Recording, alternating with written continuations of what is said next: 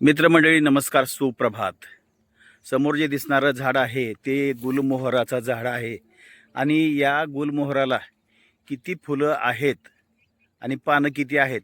पानांची संख्या उन्हाळ्यात फार कमी असते आणि फुलं किंवा हे झाड जे आहे ते फुलांनं भरून जातं, बहरून जातं आणि त्या झाडावरती काही पक्षी आपल्याला दिसत आहेत. आयुष आणि पियुष त्या गुलमोहरच्या झाडाकडे चाललेले आहेत आणि यालाच रॉयल पॉइन्सियाना किंवा बॉटनिकल जे नेम आहे ते आहे डेलोनिक्स रेजिया आणि याला आपण मराठीमध्ये गुलमोहर असं म्हणतो. तर गुलमोहर जो समोरच्या बाजूला आपल्याला दिसतोय तो फुलांनी भरगच्च भरलेला आहे किंवा बहरलेला आहे आणि या ठिकाणी आयुष आणि पियुष एन्जॉय करताना दिसत आहेत. तर हा गुलमोहर जो आहे तर याची फुलं लाल केशरी रंगाची आपल्याला बघायला मिळतात. तर असं हे फुलांनी डवरून गेलेलं, भरून गेलेलं किंवा बहरून गेलेलं झाड आपल्याला गुलमोहरचं बघायला मिळतं. या दिवसात पानांची संख्या फार कमी दिसते. फुलांनीच झाड पूर्णपणे भरलेलं दिसतं. तर फुलं, असंख्य फुलं या झाडावरती आपल्याला बघायला मिळतात आणि यावरती मधमाश्या त्याचबरोबर पक्षी वगैरे मध गोळा करण्यासाठी येत असतात. पूर्वेकडच्या बाजूनं सूर्यप्रकाश या झाडावरती पडलेला आहे आणि त्यामुळं हे झाड अतिशय सुंदर दिसतंय आणि पियुष आणि आयुष या झाडाखाली मस्ती करताना दिसत आहेत. त्यांना फुलं पाडायची आहेत आणि फुलं ही झाडाखाली भरपूर पडलेली आहेत. तर असं हे गुलमोहराचं झाड जे आहे तर ही फुलं असंख्य किंवा मोठ्या प्रमाणात आपल्याला या ठिकाणी बघायला मिळतील. अगदी जवळून सुद्धा आपण झूम करून याच्या फुलांचं निरीक्षण करतोय आणि त्याची जी फुलं खालच्या बाजूला आहेत ती पडलेली आपल्याला दिसतील आणि यानंतर ही फुलं गळून गेल्यानंतर याला ज्या शेंगा लागतात त्यात बी भरतात आणि या बियापासून परत पुढचं नवीन रोप तयार होत असतं. तर गेल्या वर्षाच्या जुन्या काही शेंगा ज्या आहेत गुलमोहरच्या या ठिकाणी आपल्याला झाडावरती बघायला मिळतील. तर अशा काही जुन्या ज्या शेंगा आहेत त्या जवळजवळ लांबीला 1.25 फूट ते 1.5-2 फुटापर्यंत असतात आणि जाडी जास्त असते आणि रुंदीसुद्धा साधारणपणे 2 इंच एवढी असते आणि जाडी साधारणपणे 4-5 मिलीमीटर असते.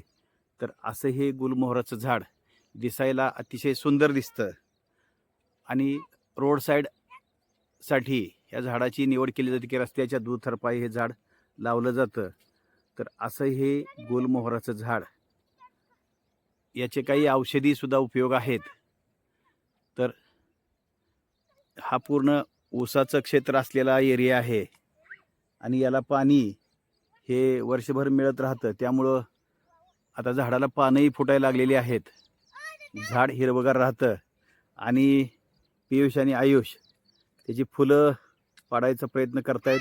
समोरच्या बाजूला माझी कॅम्पर उभी आहे. शेतात आलो होतो ऊसाला पाणी मिळाले का बघण्यासाठी.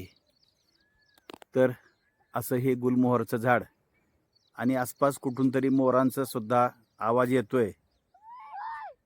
तर पियुष आणि आयुष हे दोघंही मस्ती करून फुलं गोळा करतायत.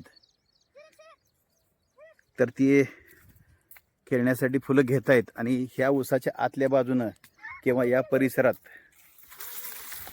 हा पूर्ण परिसर जो आहे तर तो जी पडलेली फुलं आहेत यानं भरून गेलेला आहे.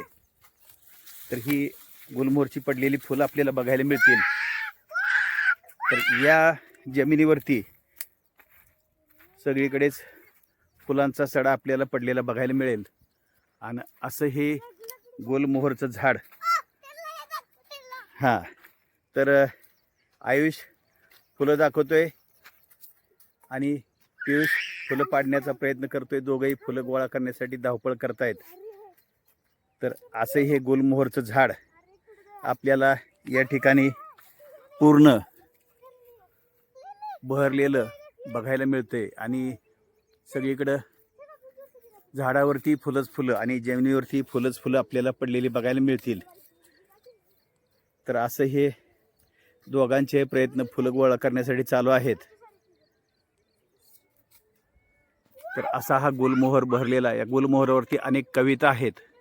पियुष आणि आयुषसाठी मी थोडीशी फुलं पाडण्याचा प्रयत्न करतोय. तर ती फुलं पडलेली आहेत आणि ते दोघंही आनंदानं फुलं गोळा करतायत. तर त्यांना हा लहानपणी मिळणारा जो आनंद आहे तो अतिशय वेगळा आहे. आणि लहानपणीचं जीवन किंवा लहानपणातलं जीवन कसं असतं, अगदी आनंद कसा असतो, हा या ठिकाणी आपल्याला बघायला मिळतो. तर आपल्या बाबतीत हा लहानपणाचा आनंद कदाचित आपल्याला किंवा आपल्या पिढीला रेकॉर्ड करता आलेला नाही, परंतु या पिढीचा जो आनंद आहे तो आपण चित्रित करतोय आणि हा सगळ्यापर्यंत पोहोचवतोय. तर आपण परत एकदा त्यांच्यासाठी ही फुलं पाडण्याचा प्रयत्न करतोय. तर थोडीशी फुलं पडलेली आहेत आणि एवढीच फुलं घेऊन आता आपण निघणार आहोत. पियुष चला, अजून एकदा त्यांच्यासाठी फुलं पाडायचा त्यांचाच आग्रह आहे. तर आपण फुलं पडतायत का बघू थोडीशी. तर फुलं पडलेली आहेत आणि आयुष आणि पियुष फुलं गोळा करतायत. तर एवढी फुलं बस झाली. तर आपल्याला एक कामाचं नियोजन करायचं आहे. चला निघूया ना. बस बस आता बस. एक एक नाही काय नाही, डोक्यावरती पडल. पियुषनं बऱ्याच वेळा फुलं पडलेली आहेत आणि आयुष पाडायचा प्रयत्न करतोय, पण त्याचं लाकूड त्या फुलापर्यंत पोहोचत नाही. आणि पियुष परत एकदा लाकूड मारतोय पण फुलं पडत नाहीत. फुलं जी आहेत का ना, जेवढी गोळा केलेली आहे तेवढी घेऊन चला आता निघूया. आपल्याला उशीर होतोय. चला.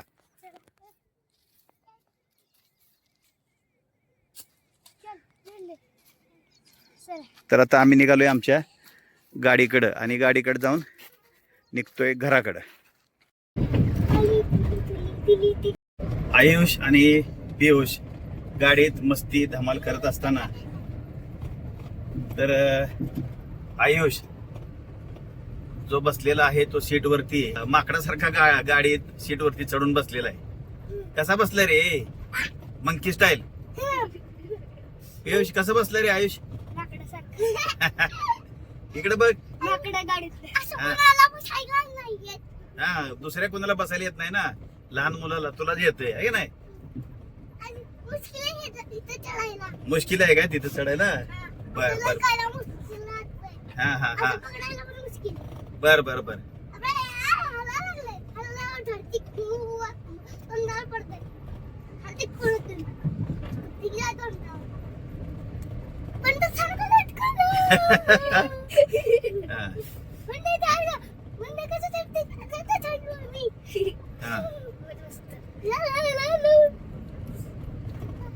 ठीक आहे आता बस.